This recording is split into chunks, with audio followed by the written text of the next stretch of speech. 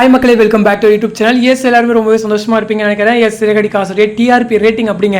So ரொம்பவே சாதனையான ஒரு விஷயம் அப்படின்னு தான் நானுமே சொல்லுவேன். ஏன்னா சீரியல் ஸ்டார்டிங்லேருந்து இப்போ வரைக்கும் பார்த்துட்டு இருக்கோம். இந்த ஒரு மொமெண்ட்டுக்காக தான் நம்ம எல்லாரும் வெயிட் பண்ணிட்டு இருந்தோம். எஸ், சிறகடி காசை ஓவரால் தமிழ்நாட்டிலேயே நம்பர் 1 சீரியலாக வந்திருக்காங்க.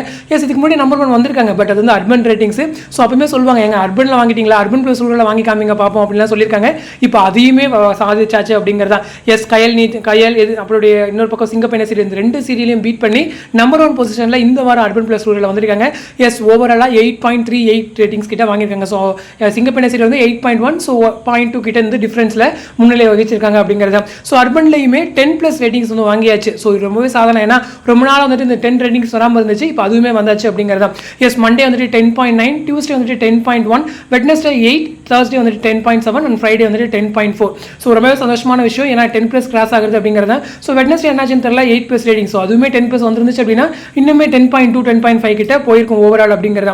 ரொம்பவே சந்தோஷம். அதுவும் இல்லாமல் லாஸ்ட் வீக் ட்ராக்குமே ஓரளவுக்கு நல்லா சிறகடி காசை ஒரு மாதிரி பேக் வந்துருச்சு, ஓல்டு சிறகடி காசை பார்க்குற மாதிரி இருக்குன்னு சொல்லி ஃபீல் பண்ணி சொல்லியிருந்தோம். அதே போல் இந்த வாரமே நல்லா பரபரப்பாக போயிட்டு இருந்துச்சு. ஸோ இன்னொரு பக்கம் ட்ரூத் ரிவ்யூலாம் கொண்டு வந்திருக்காங்க. ஸோ இதெல்லாம் அப்கமிங் வீக்ஸ்லுமே நல்லா கொஞ்சம் இம்ப்ரூவ்மெண்ட்ஸ் கொடுக்கும் அப்படிங்கிறதா.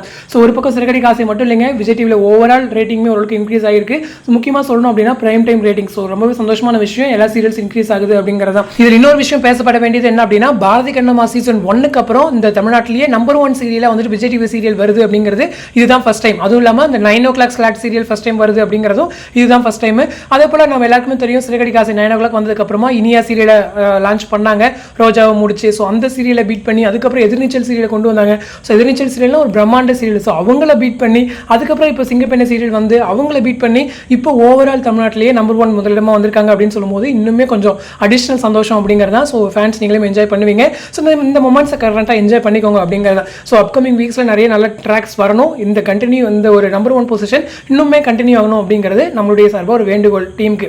ஸோ டீம் வந்து கன்சிடர் பண்ணுவாங்கன்னு நினைக்கிறேன். ஸோ வெயிட் பண்ணுவோம். ஸோ இந்த அப்டேட் பற்றி உங்களோட கமெண்ட் செக்ஷன் சொல்லுங்கள். அடுத்த ஒரு இன்ட்ரெஸ்ட் அப்டேட்டோட நெக்ஸ்ட் வீக் மீட் பண்ணுறேன். தேங்க்ஸ் ஃபார் வாட்சிங் அண்ட் பை.